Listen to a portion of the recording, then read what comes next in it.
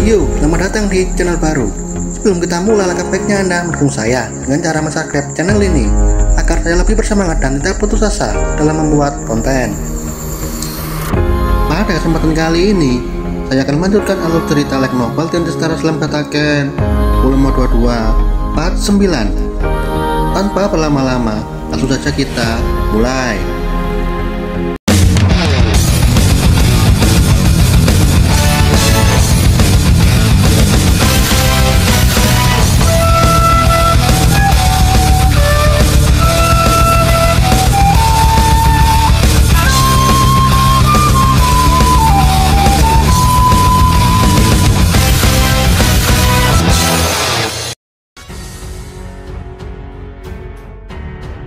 Setelah melangkah maju di hadapan Valkyrie, Xian mulai berbicara.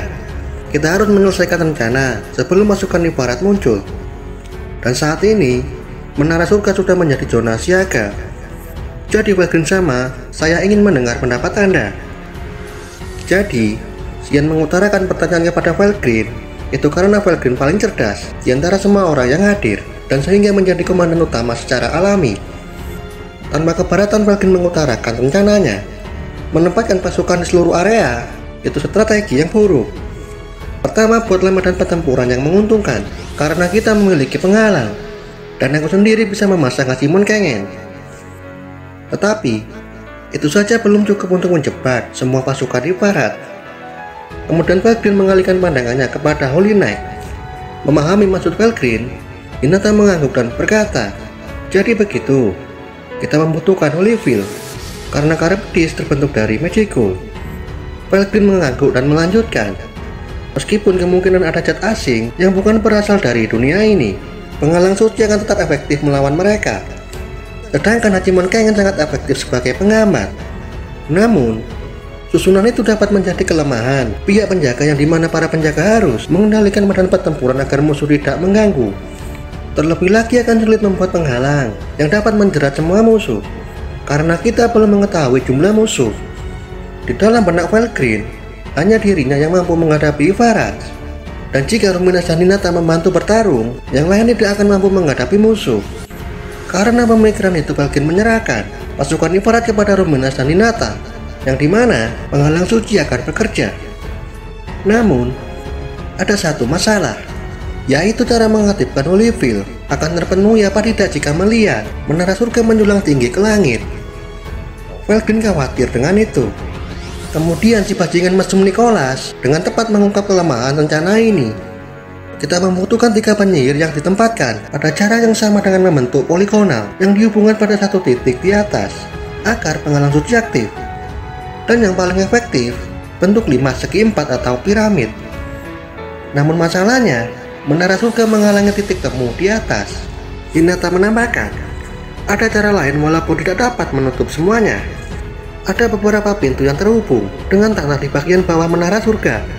Dengan kata lain, kita tidak perlu khawatir dengan Karepedis yang muncul terbang melalui bagian atas menara surga. Dengan itu diputuskan menempatkan pasukan di keempat sisi menara dan menunggu pasukan musuh muncul. Hinata berdiri lalu menyatakan dengan tegas kepada bawahannya untuk tidak gagal, karena itu bisa menjadi aib bagi Holy Knight. Dan tunjukkan nilai tinggi Holy Knight Crusader. Mendengar itu, para kapten pengendali 4 elemen memberi semangat kepada diri sendiri. Kami berempat akan mengambil bagian udara dengan Holy Spirit Armament, penghalang baru yang mereka pelajari. Freeze bercerita bahwa Litis, Freeze, Arnold Bacchus telah menyelesaikan latihan neraka di dalam labirin dengan mati berkali-kali tanpa pengurangan rasa sakit, entah itu hukuman atau apa, dan akhirnya malah mendapat skill Pain Immunity. Sedangkan Masayuki hanya diam dengan ekspresi yang sulit dibaca. Haruskah tertawa atau simpati setelah mendengar latihan neraka? Hinata pun mengeluarkan niat membunuh kepada Freeze. "Woi, apa ada masalah dengan latihan neraka?" Freeze pun ketakutan dan menjawab dengan suara kecil. Kemudian Hinata menatap Sari dan Grigori yang berusaha mati-matian untuk menghindari kontak mata dengan Hinata. "Sampai kapan kalian akan diam saja?" Dengan pucat Sari menyatakan akan menempati satu titik. Sedangkan Grigori, dia panik. karena tidak ahli tentang parir. Grigori dulu adalah salah satu dari 3 orang bijak Royal Guard Look Genius. Sebagai pahlawan di masa lalu, Grigori memiliki posisi yang setara Kapten Holy Crusader, dan kemampuannya bisa dibilang di atas rata-rata. Semua orang yang pikir saat ini Grigori pasti bisa menggunakan Holyfield. Namun, pernyataannya barusan membuat semua orang memasang wajah bodoh. Jadi cara kerja Holyfield akan sulit dipertahankan jika ada yang lebih lemah dari yang lainnya. Dan jika Charybdis dapat menghancurkan Holyfield, mereka tidak bisa membayangkan apa yang akan terjadi. Masalah belum terpecahkan. Xian mendesak Ruminas untuk mengambil keputusan. Dan pada saat itu juga, Miyuran berdiri dan akan mengambil satu posisi. Semua orang nampak ragu dengan Miyuran. Namun, Miyuran meyakinkan semua orang bahwa dirinya cukup ahli tentang parir. Jika diingat dirinya pernah membuat parir skala besar bersama Suna. Terlebih lagi, setelah invasi Valmut ke Tempest, Miyuran telah meneliti Holyfield. Tentu saja, Miyuran tidak pernah membayangkan akan berada dalam situasi seperti ini. Namun baginya, jika tidak memanfaatkan kekuatannya, usaha Rimuru akan sia-sia dan sudah menyelamatkan nyawanya. Sedangkan Mattel dan Oxian, bawaan Leon, mereka akan membantu menjadi pendukung Miyuran sambil mempelajari Holyfield. Dengan demikian, tim parir terbentuk. Berikutnya penyebaran pasukan yang menjaga bagian selatan karena tidak ingin istrinya dijaga pria lain. Dengan itu, semuanya memutuskan akan menjaga rekannya masing-masing. Pertama, Glenda. Dia ingin bergabung dengan mantan rekannya. Namun, Sari dan Grigori menolak karena Glenda telah membuat keduanya menjadi buronan. Mereka sangat marah atas pengkhianatan Glenda.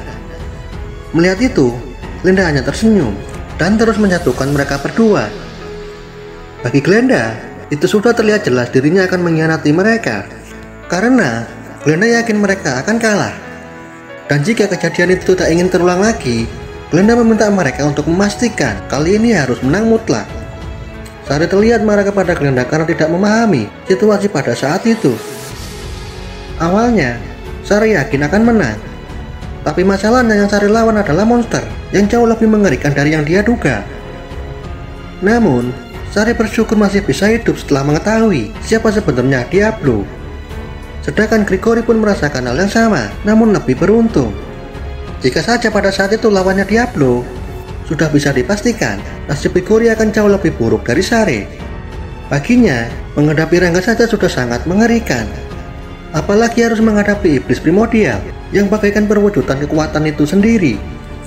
Karena hal itulah, Sari dan Grigori tidak bisa memaafkan pengkhianatan Glenda. Walaupun demikian, Glenda tetap tenang dan berjanji tidak akan berkhianat lagi karena sudah tidak ada tempat lagi baginya untuk lari. Sari dan yang lainnya tidak bisa membalas kata-kata Glenda walaupun sangat menjengkelkan. Bagi Sari, tidak masalah asalkan Glenda bisa berguna untuknya. Mereka pun setuju dan bekerja sama. Dan setelah itu semuanya berjalan begitu cepat. Berkat cepat stempling milik Velgrin mengirim mereka semua ke medan pertempuran, menyiapkan, menyelesaikan persiapan untuk menghadapi musuh. Sedangkan Rumina sebagai panglima tertinggi memenasahkan melayang di udara, mengawasi medan pertempuran sambil memperkuat penghalang Holyfield yang menjadi kunci pertempuran ini. Sedangkan Velgrin menempatkan paralel eksistensi di keempat penjuru sebagai jaga-jaga menghadapi kemunculan Ivarats. Setiap pemimpin memiliki pelindung masing-masing, seperti Xian yang mendapat perintah dari tuannya Testarossa untuk melindungi Hinata. Selain itu, pasukan elit Black Number yang berjumlah 200 pasukan juga dikerahkan di bawah kendali Testarossa yang berada di bawah perintah Xian. Wilayah barat Holy Knight, wilayah timur para raksasa, dan Yomigaeri dengan Xion sebagai pemimpin. Meskipun arah pidatonya sedikit melenceng, Xion tetap dikagumi semua bawahannya. Menurutnya, kematian itu menakutkan, akan tetapi lebih menakutkan jika hidup tanpa arti. Bawahannya pun bersorak penuh semangat. Namun tidak semua memiliki semangat. Ada juga yang tegang dan kaku. Mereka Glenda dan Grigori. Selain itu, ada juga yang bertengkar. Mereka pasukan umat manusia, Suirensu dan Senbusen. Pada awalnya mereka saling bermusuhan. Bahkan dalam situasi seperti ini, mereka masih sempat tawuran. Dan tidak ada satupun yang mencoba menghentikan mereka. Bagi Sare, mereka semua akan lega jika begitu, dan anggap saja ini sebagai hiburan. Kemudian Ain tangan kanan jirat. Ain telah berhasil memanggil 4 roh tingkat tinggi, air, tanah, angin, dan api. Dengan hadirnya roh, Grigori menyatu dengan roh tanah, jirat menyatu dengan ifrit roh api, kelenen dengan angin. Wilayah selatan, tempatnya para pahlawan yang melindungi Ritis dan Miuran. Selain itu ada juga Black Number di bawah kendali Ultima. Kemudian juga Misora. Misora juga ingin memanggil bawahannya yang sudah diizinkan menghadap Ki Crimson. Bagi Gen bawahan Mizari, mereka lebih kompeten daripada manusia yang ada di sana. Memang mereka tersebar di berbagai tempat, tapi masih ada waktu untuk mengumpulkan mereka. Misora pun membatalkan rencana sebelumnya dan segera melaksanakan keputusannya setelah mengajukan permintaan. Dalam hal ini, itu sudah membuktikan betapa tegasnya Misora. Tanpa Misora, Rain mungkin sudah dipecat sebagai bawahan Ki Crimson. Dengan begitu, ritual pemanggilan iblis dilakukan secara diam-diam. 60 Archdemon berpangkat tinggi yang memiliki nama meninggalkan pekerjaannya dan segera muncul di hadapan tuannya. Seharusnya kemunculan para iblis itu dapat mengguncang dunia. Namun dalam situasi seperti ini, mereka adalah sekutu yang dapat diandalkan. Sedangkan kehadiran para vampir membuat Olinda tidak bisa menerima logika ini. Sang paus yang mereka layani ternyata memimpin para vampir. Bagaimanapun mereka mencoba menerimanya, naluri mereka tetap menolak kenyataan ini. Namun, setelah menjalin hubungan dengan Tempest dan berlatih di labirin, menikmati masakan bersama para monster, mereka mengakui belum tentu ras lain itu jahat, dan pada akhirnya mereka malu kepada diri sendiri. Sementara itu, di sisi lain, ada orang yang paling bersemangat bertempur dari yang lainnya. Dia adalah mantan Khadra, dan yang paling mengejutkan adalah penampilan mereka yang cukup tampan. Di sekitar mereka berkumpul pasukan berbahaya yang menggunakan seragam berwarna hitam. 100 prajurit elit Black Number bawahan Diablo. Meskipun orang baru, Khadra berhasil mendapat posisi pemimpin kelompok istimewa yang dipenuhi individu unik dan sangat sulit dikendalikan. Bahkan, tidak ada seorang pun yang meragukan keberadaan mereka. Dengan semua persiapan yang telah selesai, saat itu pun akhirnya tiba. Namun, kemunculan itu seolah-olah menghina segala persiapan yang sudah direncanakan matang-matang dengan hati-hati yang disertai keputusasaan. Suara tawa dan ajakan bermain. Itu adalah suara yang menandakan akhir dunia. Rasa takut meresap ke dalam benak para prajurit ketika mendengar suara bocil kematian. Bahkan hanya dengan suaranya saja, itu membuat semuanya menyadari perbedaan esensi yang begitu luar biasa. Dalam sekejap, semangat juang mereka pun sirna seketika. Malapetaka ini terjadi di medan tempur, wilayah timur. Mereka yang membuat penghalang dikejutkan dengan kemunculan sosok bocil kematian di hadapan mereka. Bagi yang melihatnya, mereka merasa ini sama sekali tidak cocok dengan situasi seperti saat ini. Wajahnya datar tanpa ekspresi yang mencolok. Penampilannya seperti seorang gadis kecil. Namun, sudah tidak ada waktu untuk mempertanyakan kenapa ada bocil di tempat seperti ini. Dan pada saat itu juga, hanya ada 3 orang yang mampu bereaksi terhadap ancaman yang mengerikan ini. Pertama, Hinata yang langsung berteriak, menyebar dan tiara menggunakan gelombang pikiran dengan harapan tidak ada waktu jeda dalam reaksi mereka. Saat Hinata melihat Ivarat, ultimate skillnya Fortuna yang selalu aktif langsung memperlihatkan gambaran masa depan yang dipenuhi keputusasaan, di mana para prajurit menjadi debu dan hanya beberapa segelintir orang terkapar, terombang-ambing di antara hidup dan mati. Dan itu penglihatan masa depan yang nyaris mustahil untuk dihindari.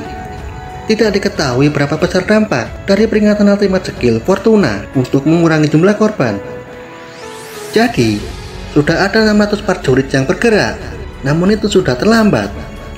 Ibarat sudah melepaskan cahaya kehancuran yang begitu kejam dan sangat mengerikan. Bahkan, serangannya tidak dapat dijelaskan dengan teori. Orang kedua yang mampu merespon serangan Ibarat adalah Valkyrie. Tanpa jeda, Valkyrie memindahkan tubuh aslinya ke sisi Masayogi dan langsung mengaktifkan barrier protection. Tanpa kehadiran paralel Valkyrie, semuanya pasti sudah berakhir pada detik ini. Dan beruntungnya, gelombang pikiran ini datang tepat waktu, sehingga Valkyrie berhasil membuat penghalang sebelum serangan Ibarat dilepaskan. Namun, kekuatan Ibarat benar-benar mengerikan. Bahkan Valkyrie dengan kekuatan penuhnya tidak mampu menahan semua serangan Ibarat. Dan hasilnya, sebagian dari aliansi tewas. Manusia tidak akan mampu melawan dewa. Semua itu terjadi dalam sekejap. Pertahanan wilayah timur hancur bak menjadi neraka. Dan pada saat itulah, orang ketiga bergerak. Bangkitlah. Dan kita lanjut di video selanjutnya. Terima kasih sudah menonton.